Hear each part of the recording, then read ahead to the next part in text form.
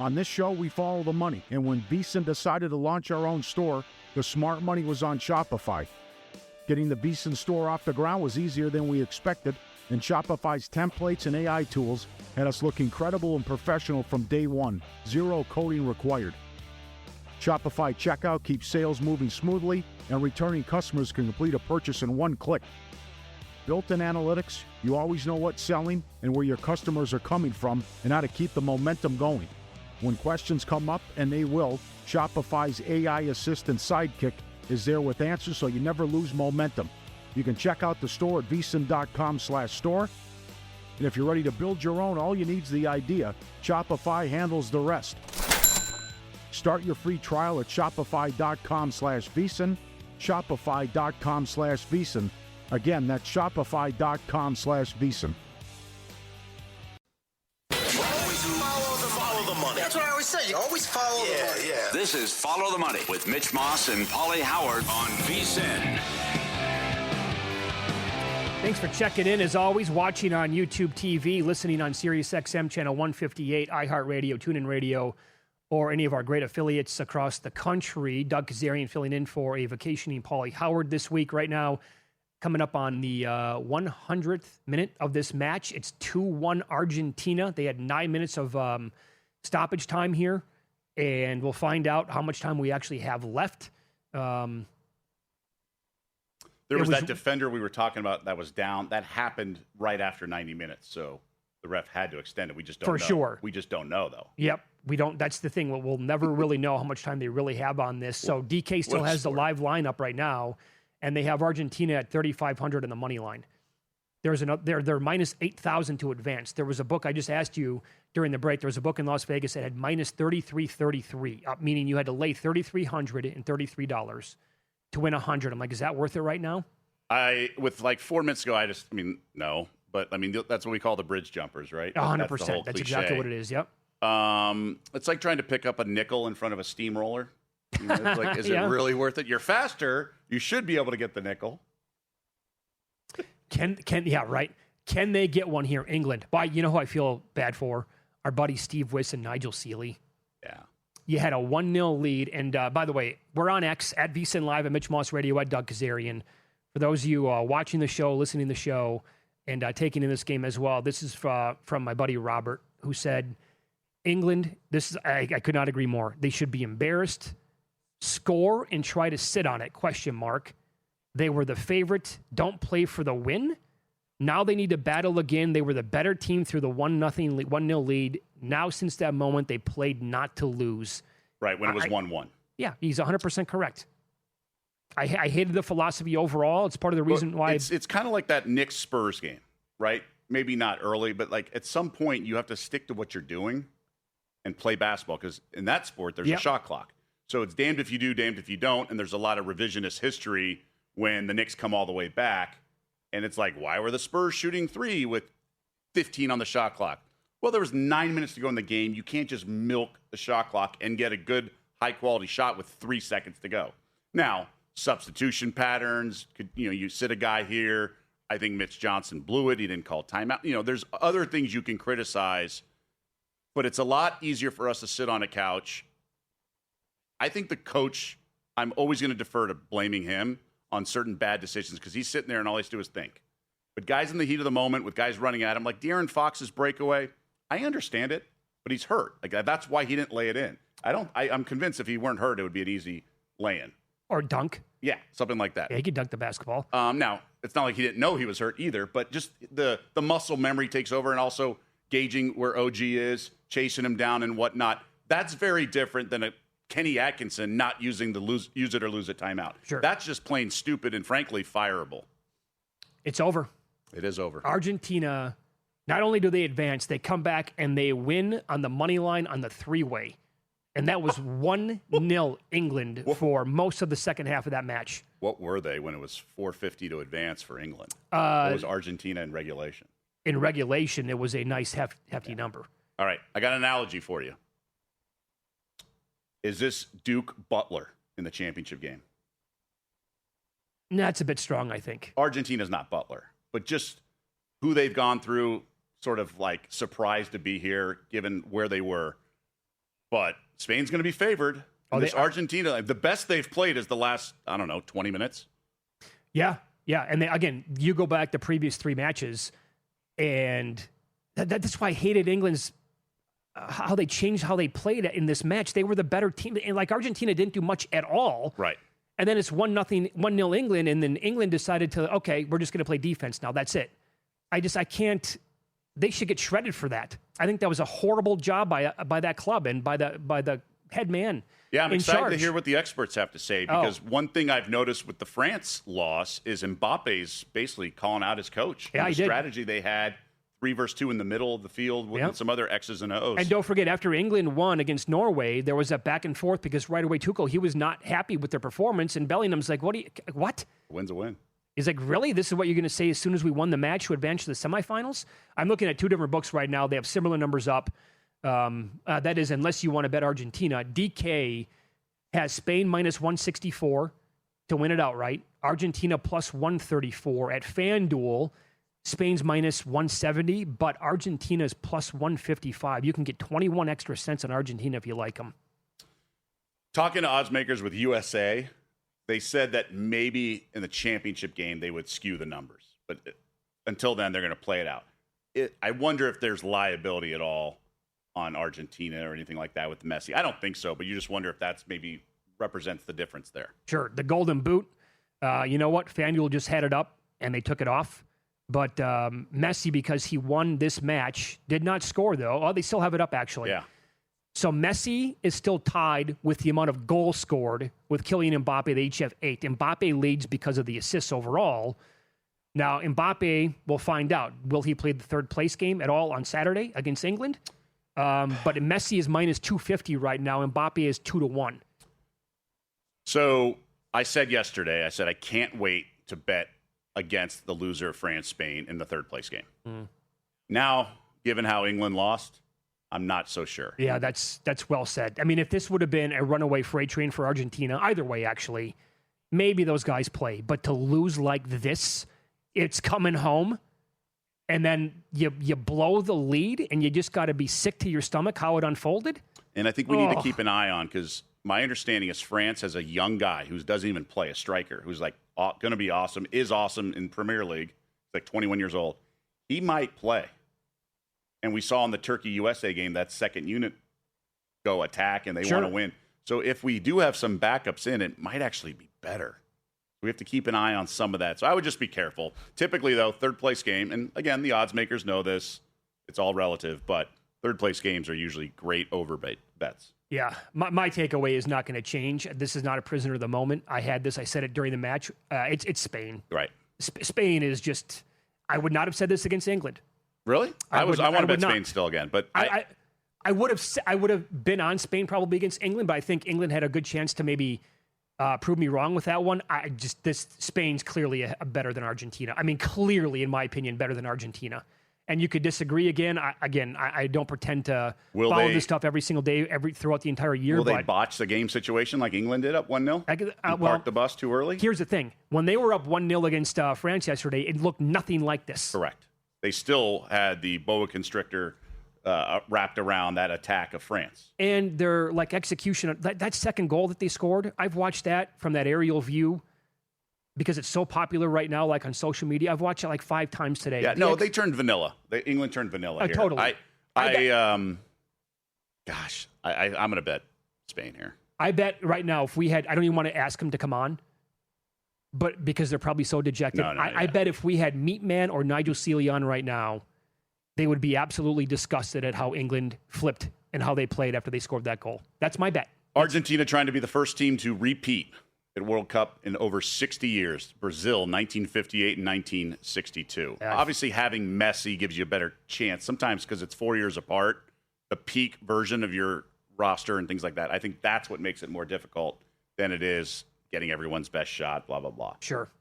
Just like in March Madness, guys go on to the NBA, and you have to reload. UConn reloaded in a lot of ways. Right. So now I was making the case that Bellingham was worth a bet at 4-1 or higher to win, again, the MVP of the tournament, not the golden boot, but the golden ball. That's the MVP of the tournament. Players have won it in previous World Cups, not even making the title game. They've won it if they played in the third and the fourth place it's game. more often not on the winning team. So had they hung on today, I think he would have gone to odds on, honestly, to win that award, because Spain has not had a player who has been absolutely dominant the entire time. Right. Now, would they still give it to him if Messi's going to play? What if Messi loses to Spain?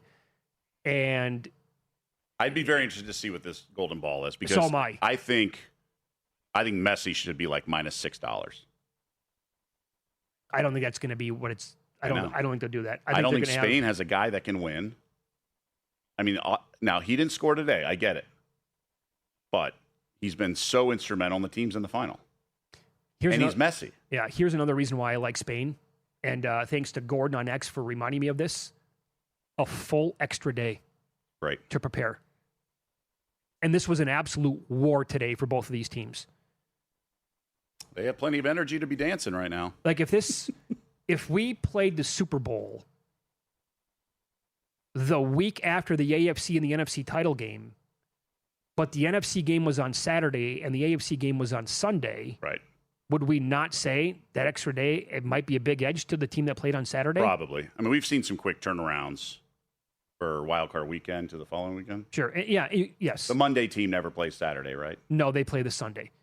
Yeah. And then the Sunday. Sometimes the Sunday night team or Sunday late afternoon does Saturday. Yeah. And I'm not saying like that's the guaranteed winner. Sure. Sure. And it actually might be kind of a mistake to actually say, well, this is why I like them. But to me, it just feels this like didn't go extra time. There was an extra 90 minutes, and guys, being subbed out because they're exhausted. I'm very curious to see what the golden ball is going to be, because who else can? Mbappe's not going to win. He didn't score yesterday. There was tension. France flamed out a little bit, right? Right. I guess a guy on England could, but the keeper wasn't impressive. Although it's very rare. I'm interested to see the Golden Glove. Yeah, I think it's a hammer on the Spain goalie too. Well, because you brought that up yesterday. He was what, $1.90 when you brought it up? Yeah. It moved to almost a $3 favorite today. Yeah, $2.80 I believe was what I last saw this morning. Oh, well, I mean, he's going to have to be a $5 favorite now, I would imagine. Yeah. Let's follow the money here on VSiN, the Sports Betting Network. Mike Palm's going to join the program. Coming up next, VP here at Circa Las Vegas. We'll get his thoughts on what we just watched between Argentina and England, and his reaction to the opening number for the title match next here on VSiN.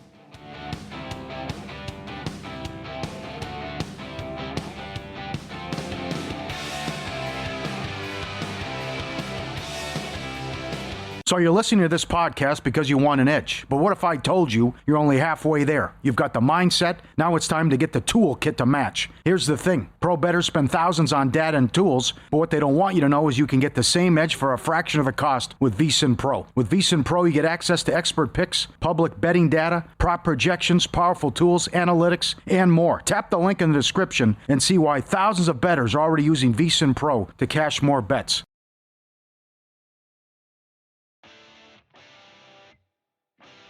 On this show, we follow the money, and when VSiN decided to launch our own store, the smart money was on Shopify. Getting the VSiN store off the ground was easier than we expected, and Shopify's templates and AI tools had us look incredible and professional from day one. Zero coding required. Shopify checkout keeps sales moving smoothly, and returning customers can complete a purchase in one click. Built-in analytics, you always know what's selling and where your customers are coming from and how to keep the momentum going. When questions come up, and they will, Shopify's AI assistant Sidekick is there with answers so you never lose momentum. You can check out the store at vsin.com/store. And if you're ready to build your own, all you need is the idea. Shopify handles the rest. Start your free trial at shopify.com/vsin. Shopify.com/vsin. Again, that's shopify.com/vsin.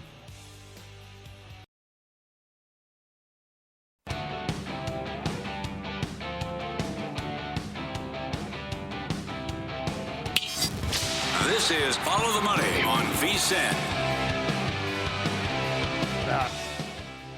You can always get in touch with the show again on X at VSiN Live, at Mitch Moss Radio, at Doug Kazarian. Doug is in this week. Paulie Howard's on vacation. Thank you to B. Earl Nelson. Messi, it's tough to keep up with this sometimes live during the show, but Messi got assists on both goals today. So then that means that he is right there, obviously, with Mbappe, because Mbappe had the lead he had the tiebreaker in that Golden Boot award market because of the assist over Messi, but now they're tied and he gets the title game, obviously. And we'll see if Mbappe plays in the third place match. Mike Palm joins the program now, lover of all things soccer, VP here at Circa Las Vegas. Maestro, good to see you. Your gut reaction to what we just watched England blew the game, in my opinion. What do you think? I have a lot of thoughts. Thanks. Nice being with you, Doug. We got time. It's great, Doug. It's great to good have see you. you too, bud. Great We to saw each other out there. Yeah, but it's great to have you on the network. Agreed. Thank you. I appreciate you being on, and you're a very good interviewer. And so, thanks for being a part of what we're doing here. Thanks for having me. Mitch, if there's one lesson, like just even for casual soccer fans of this World Cup, is you can't stop playing with the lead. We saw Spain continue to attack yesterday, didn't we? Yes. I mean, even Lamal was this close to having the third goal. They never let up.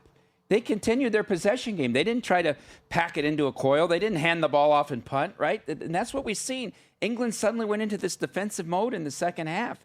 I mean, how many times have we seen Argentina come back? You knew you had to probably get another goal. So, I mean, but it's still incredible what they did. And Messi, think about doing with an off foot that pass that won the game. With your off foot and putting it that precisely. So it's been an incredible World Cup. The stars shine. From a book perspective, this was good.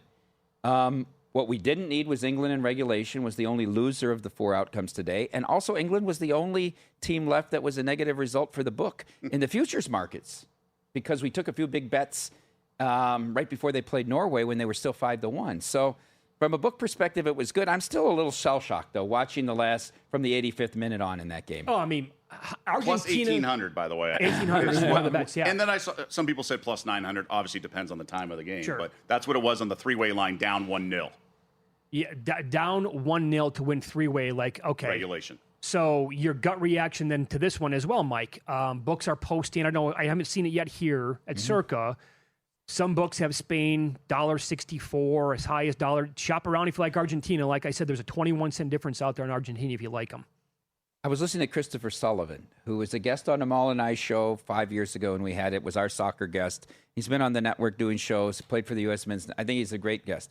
He said he bet Spain minus 150 after they beat France because he thought perhaps Spain would be as high as $1.90 or $2 once this match finished.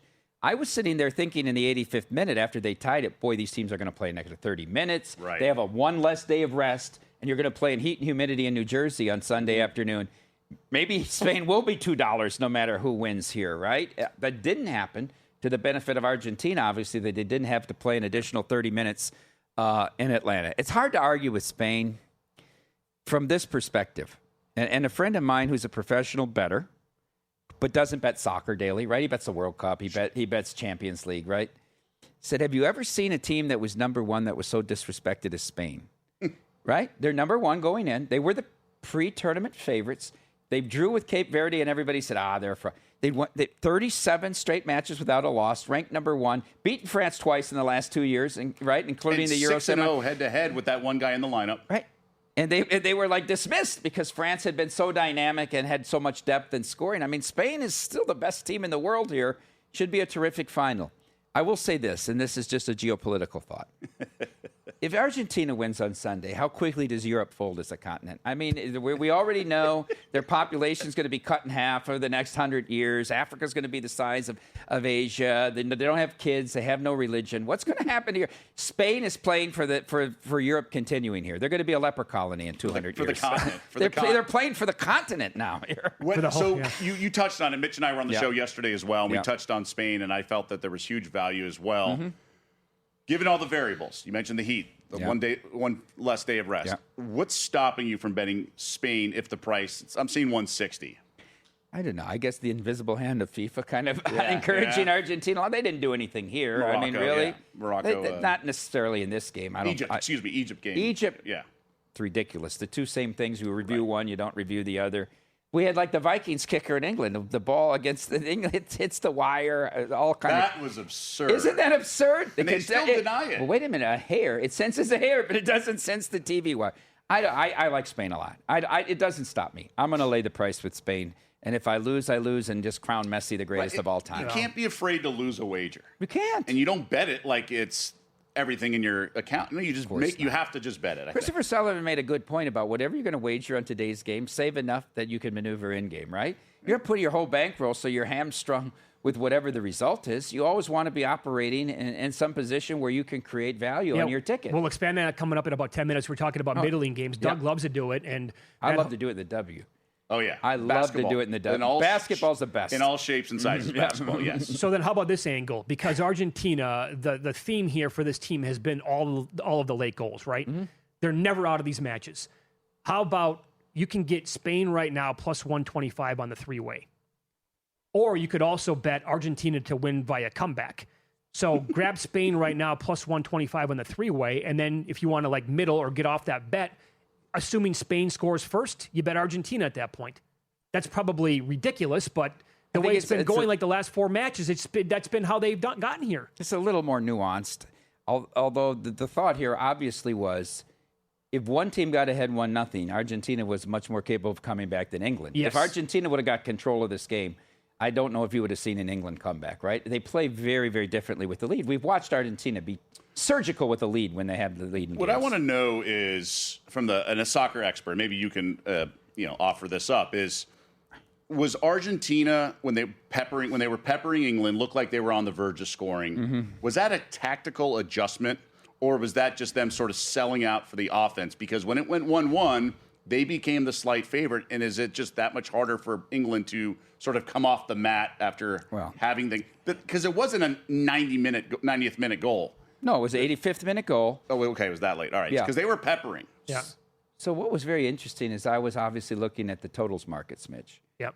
And the total market was moving very slowly. In fact, over 2.5 was still a small favorite going to like the 82nd minute, which I thought it would have been a dog at that point, right? So, or over 1.5, sorry. 1.5, yeah. 1.5. Yeah, we were talking about it on air, now, Argentina scores, and the thought is now one team's not going to be aggressive and one time. And it's suddenly changed to where I'm trying to, and there's like a minute in between where they celebrate. But it was like under 1.5 was like minus 117 or 118 common number in the market before the goal. And all of a sudden, under 2.5 was minus 195, right? It just jumped to that because the thought is, well, now one will quit attacking, and they'll play the regular game as if it had just started, Very right? conservatively. Except on offense. Argentina kept going. They did. And they kept going, and they kept on the attack, and England could never get out of it. Even when they were down 2-1, never got into a great attack That's another mode. question I have. Because these guys, so my whole criticism of the Team USA is those guys haven't been in a lot of big games. I mean, they're throwing out the first pitch in Seattle and everything. So they kind of wet the bed before the game started. Yes, the Balogun narrative played a role, but these guys have been in these games. They've been down 1-0 and tied it. And more importantly, in this topic, they've been up 1-0, blown. Like, for them to sort of mentally crumble is surprising to me, just because they have composure, you would think. Yeah, and they came from one down when they were played Norway, right? Yes, It's not as if they played in a really hostile environment as Azteca. And in fact, Tuchel had said, I wasn't happy with our performance. I was happy with our mentality, our mental toughness. But they couldn't turn it back on here when they gave up the goal. No, they couldn't. They were flat. Even in the last 7 minutes or 8 minutes of added time, they never even got a good look. No, not they once. They never had an attack. They were just launching the ball 70 yards down the field. They never really recovered. I think they were stunned, like a lot of people sitting here were. How can you be stunned? There was still plenty of time. There was like 15 minutes left, given the injury time. Yeah. By the way, the Circa Survivor documentary is back for another season. This one bigger than ever. Oh, you're not aware of this, Mike? The Star. I heard about it. I heard about it. I think VSiN's going to show it, but we got a lot of distribution. Yeah, how about this? 7 all-new episodes kicking off every Wednesday. It's going to begin July 22nd, 9 o'clock Eastern Time. Episode 1 is going to take you inside the growth of the most electrifying contest in sports betting, now with $18.7 million in the line, and the massive new Grandissimo format, raising the stakes even higher. Of course, that's the $100,000 buy-in. You can follow the sharp minds and bold personalities who think they've got what it takes to go the distance. And whether you play Circa Survivor yourself or just love the drama of a season-long grind, this is must-watch TV. Check it out every Wednesday starting next week, 9 p.m. Eastern, only on VSiN. It will be on some regional sports networks as well. Awesome. It will. And, I mean, somebody even said it's going to have the kind of distribution that Mitch and Paul did when they were in the morning. Ooh. Cash-in tickets is what it's all about. He's watched the first 3 episodes and he loved it. I've seen the first. You have? I missed the last 2 meetings where they did 2 and 3, obviously. I'm a part. They cast such a wide net, and James Farah and David Shalansky. And Dave Farah, who used to be on our network here, helped us get all this distribution as well. He played but you have to cast this huge wide net early, right? In July and August, you're taping everybody that enters, that hopefully you can find 1 or 2 threads that these people make it deep in. By the way, sign-ups up 75%. I was just going to expand on that and get your thoughts on Middle League games coming up next.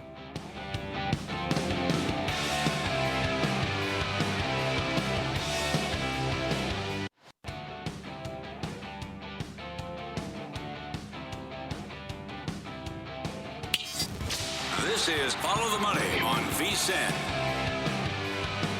Welcome back. We're live in Vegas, Circa Resort and Casino. Mitch Moss along with Doug Kazarian. Paulie is on vacation this week. The maestro, Mike Palm, with this. Time now for You Cannot Be Serious. You can't be serious, man. You cannot be serious.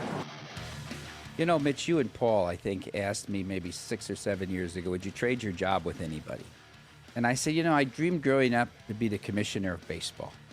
But alas, I didn't become a lawyer, so that was probably out of my reach. And then in recent years, I thought maybe I'd be good as a commissioner of the WNBA. Let's hit both of those subjects today. Let's start out with number one. Doesn't a lawyer like Rob Manfred prepare himself whenever he's going to speak? I mean, to me is befuddling what happened at the Major League Baseball draft on Saturday. Let's go to the tape. The Chicago White Sox select Rock Chalewski, a shortstop from UCLA. Oh, no. Okay, so Rob Manfred has announced the first overall pick. It is Rock Chalewski, UCLA shortstop. He was the top prospect, kind of wire to wire. He's going to help the White Sox probably in the short term. Very interesting player, but unfortunately the story has very little to do with Rock Chalewski. It has everything to do with Rob Manfred butchering his name. A month ago, Rock Chalewski was like minus 1,200 to be the first pick. And I know it closed in the days before the draft, and he became a coach. He eventually closed around 500 at some of the books offshore, and that, of course, was the pick, the shortstop for UCLA. Wouldn't Rob Manfred's staff prep him with the names of the 50 people that he might have been announcing on that day? I know it's not the first time in history everybody's butchered a day, but the number one pick, no, never before the number one pick, Chalewski. Does Rob Manfred watch games? Does all he do is negotiating to get this lockout? I mean, this is what he's going to be known for, is that we might not have sports next summer. Rob Manfred, once again, Bozo the Clown, you cannot be serious. You cannot be serious. Now, Kathy Engelbert, we can just go back a year with Kathy Engelbert and give the same example. Remember when she had to announce who the WNBA Coach of the Year was? Natalie Nakasi. Does anybody remember her saying, and our Coach of the Year is Natalie Nakasi? You don't know one of your 13 coaches' names, let alone the Coach of the Year? Well, she's in the news this week for another reason. And I have to give Dan Patrick credit, because the cutaways they did during this bit were something special. I want to go back and I want to give Dan Patrick credit on his show. Now, I don't watch his show every day, but I think it's a pretty fair and balanced show.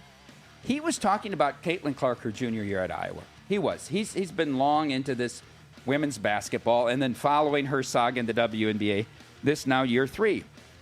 They were on set last week, the Dan Patrick show up in Lake Tahoe for the Pro-Am, right? And Kathy Engelbert was there playing. The producers of his show reached out to Kathy. She agreed to go on the show. I think it was on Friday. On Thursday. She agrees to go on. They wait. They got her all set up. He's got the 3 hours. She wait. And now she calls them 15 minutes before she's supposed to go on. This happens with guests. I get it. And says, my PR people said it's probably a bad idea. It's probably a bad idea. To his credit, he went on and he gave a fair dissertation about, he would have given her a very balanced forum, but he was going to ask hard questions, right? The greatest part of all of this is during the time frame she was supposed to be on, she was 100 yards away hitting out of a sand trap, practicing for the next round of the Pro-Am.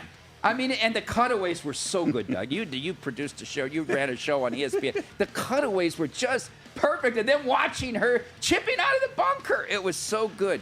You have to come and answer the questions.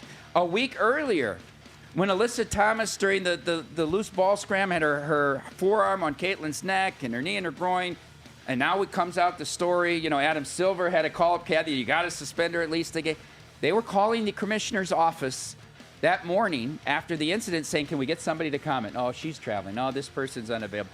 This is what I went through for 3 years, Mitch. You know I've documented on this show. Oh, yeah. Every time I tried to reach, there's nobody to talk to in the league office. There is nobody to talk to in the league office. They have 4 phone numbers. Nobody answers anything. Nobody answers an email. It's hard to even get a hold of these teams. The Score in Chicago applied for a credential for me for the WNBA All-Star Weekend because I'm doing my show in Chicago. Denied. I talked to JVT, right? I'm doing JVT and Stormy Friday, and I'm telling him the story. He goes, Mike, you can't believe this. He said, I applied for a season-long press credential with the Aces. Denied. They said, you need to apply game by game. So they send me the first game, the application. You have to send a link to 3 articles you've written about the WNBA in the last 30 days to be considered. What kind of gatekeeping is this? They don't want anyone who hasn't covered the league for 10 years to be able to cover the league. How can you ever grow your league? They refuse to answer questions. The only media that Kathy Engelbert did last week was a radio show in Kansas City where she would only answer questions about what a great job she did with expansion. Right, and Kansas City's one of the next cities. Kathy Engelbert! You cannot be serious! All right, am I finally here? I was going to do Paige Beckers and her rant about the lack of African-American women coaches, but I don't have time because I can go through the whole history and give you an explanation that has nothing to do with systemic racism. But let's focus. They're getting interviews. Yeah, they're getting interviews. Absolutely. And there's been women. But anyhow, Alex Ilaya, the tennis phenom from the Philippines. I want to play the clip that she had recently of the struggle she had growing up in Manila and playing tennis. And if you were in Manila, I'd take you to like one of the tennis courts that I grew up in. And I'd show you, well, we call it shell court. Oh, yeah, shell court. Yeah. PCA. And so, yeah, so it's, we don't, like, it's kind of like a clay court, but clay is hard to source in the Philippines. So it's kind of like crushed up shells and sand, and it's color brown.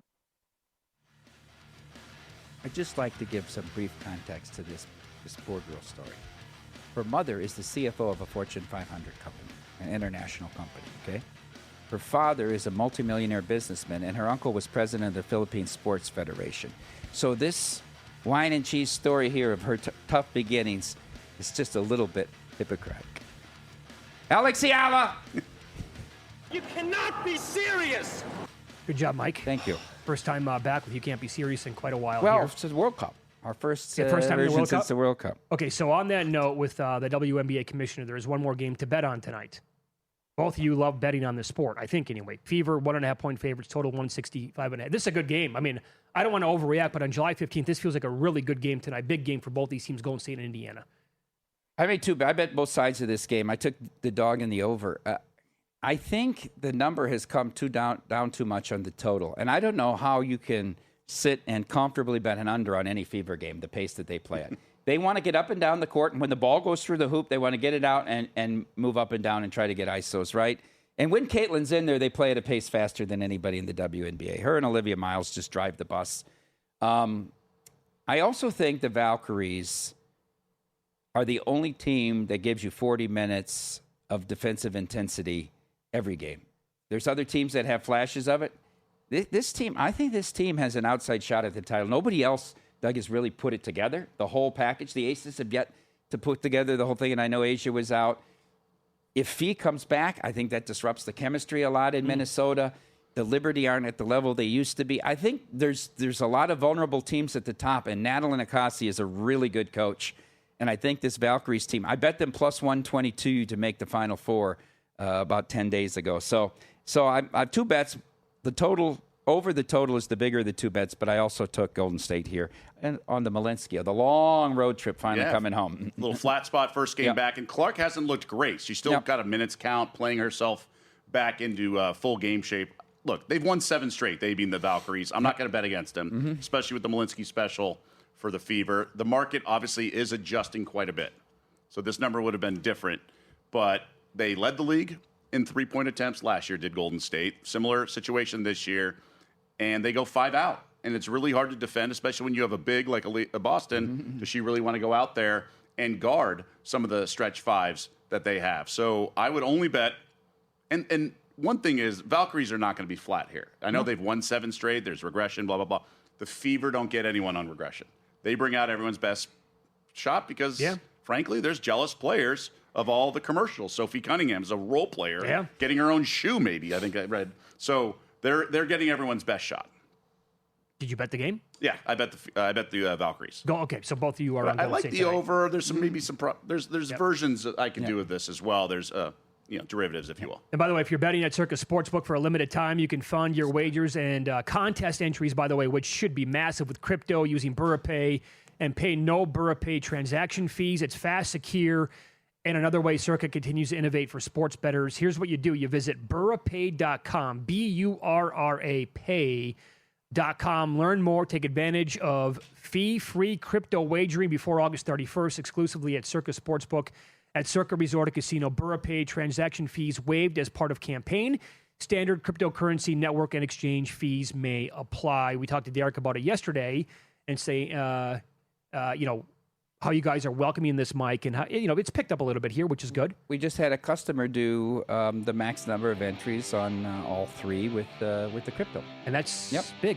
By the way, I agree with everything you said at the WNBA. It's an unserious league, and I am going to go off because I watched both morning games today. I'm ready to blow my top here. I introduced my wife and my daughters to it, and it's to the point they like to watch it more than I do. Oh, wow. It's insulting what they do to the audience.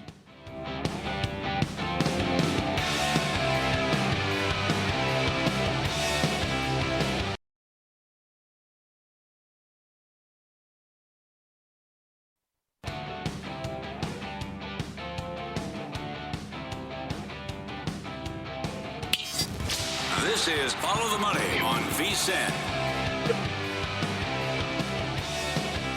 Middle of July, and yet the action has been nonstop.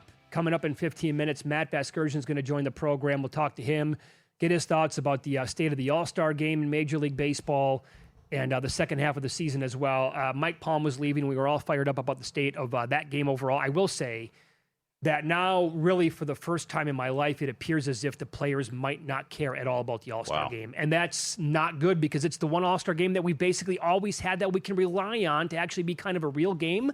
But if these players don't care, if Aaron Judge is leaving early like he did a couple years ago, if pitchers are just going to say, nah, it's not for me, not my jam, I'm not... Then if they don't care, why are any of us going to care? Do you think some of the hoopla with walking out of the Liberty Bell and signing the Declaration of Independence added to that? I think the earpiece is like the communicate. It's got to be hard to hit a baseball while talking to somebody in the booth. I would think so. Yeah. I mean, it's pretty hard to hit a baseball in general. Yeah, for sure. For sure. So I hope that's not the direction the game's going to go. And if so, just shut it down. Well, these people will never shut it down because there's so much media access, State of the Union with the commissioners, and NBA does it because they have the Fan Fest, which is very cool for the young kids. The Fan Fest stuff, and we were both here in 2007 when the All-Star Weekend was here for NBA in Vegas. I mean, the MGM had a bunch of stuff going on, great appearance, all these kids. So there's a lot, and they do a lot of Habitat for Humanity. I know there's a lot of charity work. They go build homes with some of these old-timers, like old-timers meaning guys who've retired. And it's a lot of cool stuff and outreach to the community. Dare I say that Major League Baseball needs to bring back whichever league wins the All-Star game will have home field in the World Series? I can't believe those words came out of my mouth, but that would actually make it interesting was it again. That? I took a nap during the game. So was it that bad? After the first, nothing happened. Well, like was it nothing good happened in the game. They had one hit, the National League. They struck out 100 times. It was awful. It was unwatchable last night. And so... Again, does that tie into they just want to take their licks and get out of there? Like, they don't really care? Okay. Getaway day? For sure. Because if you think about it, again, it's been, and say what you want, you can mock it all you want overall, but it has been up here on a pedestal compared to all the other major sports, right? Agreed. Who has cared about the Pro Bowl? Does it even exist anymore? I don't think it's been a thing for 30 years. Yeah, they changed everything. They play flag football. Sure. Hockey, garbage. Basketball might be the worst out of any of it. They might be getting better. They had a little competition this year. Well, if they would actually bring the Elan ending and make that a real thing, I think that'd be amazing Kawhi for went basketball off this in general. year in one of those games. It was like a winner stays on kind of thing, right? I don't remember. Yeah, it was something where they broke it up into periods, and Kawhi went bananas in one of the games. All right. It was maybe a step in the right direction. So you wanted to go off on the WNBA as well. You have a bet on Golden State tonight. Both you and Mike do. It's how much does the Malinsky special factor in, and how much does the Golden State like hotness, like their streak factor both as are well? part of it. Okay. Look, I played a number this morning. I had Storm plus 2.5, 3-point game 2 minutes ago. Didn't get there, lost by 5. 3 at the buzzer was an air ball, but would have backdoored. So it's just a small play for me. Okay, gotcha. So the reason this league is so incompetent, it starts with the commissioner, as Mike was saying. I've never really hated someone so much that I haven't met. Just her ignorance. How was she the Deloitte CEO for 4 years before she became the commissioner of the W? She seems kind of clueless in this role. Just so out of touch. And what Nafisa Collier said during the lockout, calling her out, saying that the commissioner said Caitlin Clark would not have anything without the WNBA. Yeah. She relayed a one-on-one conversation.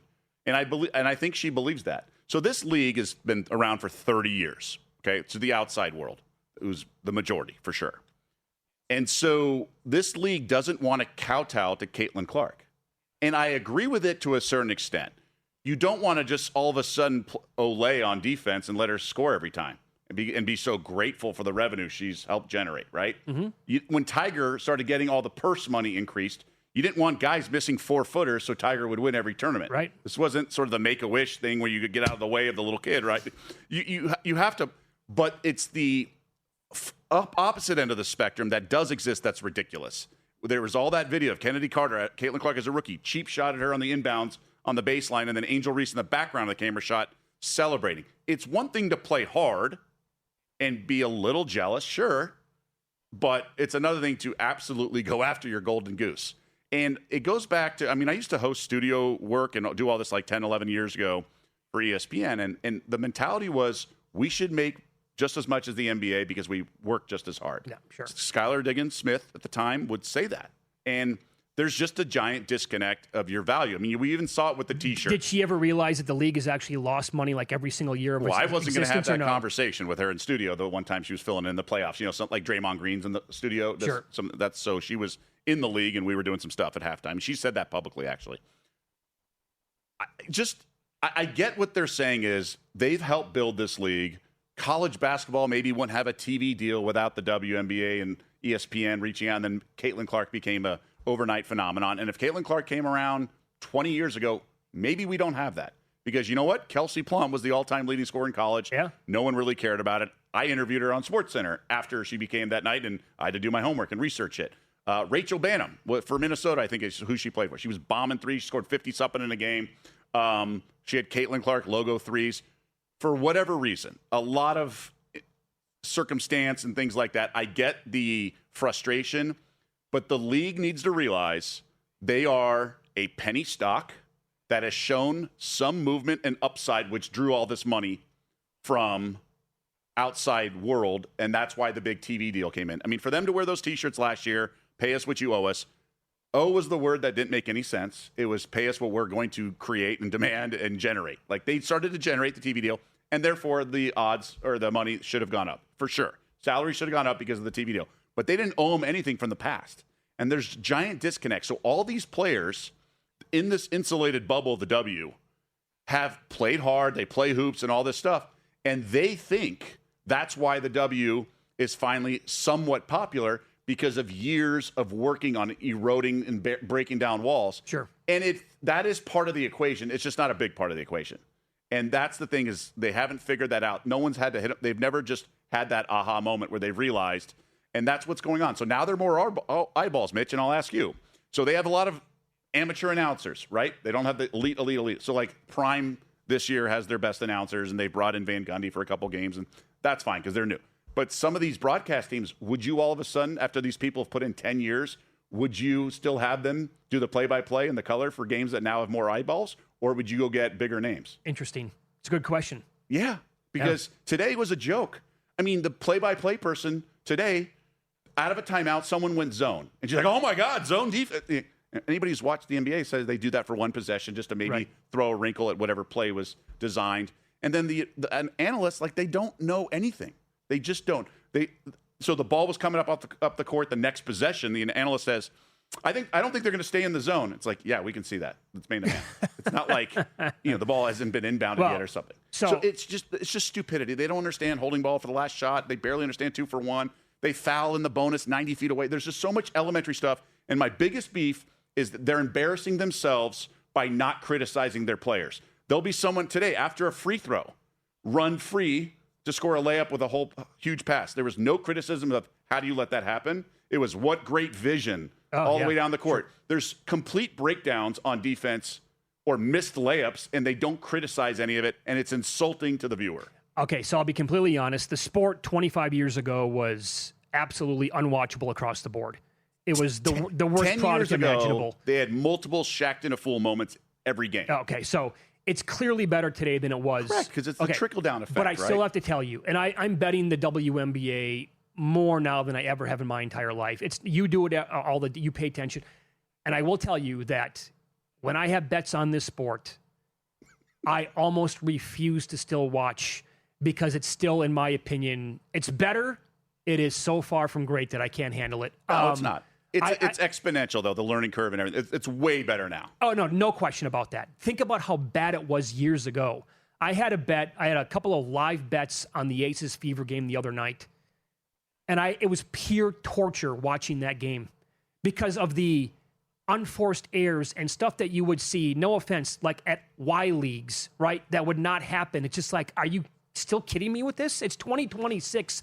How have you not cleaned up like the garbage that comes along with it? It finally, like in the, whatever it was, late third quarter, I'm like, I can't watch anymore. There's no way. So I think it's just the myopia, the lack of awareness from certain officials. I mean, their roster, some teams don't have the height and weight.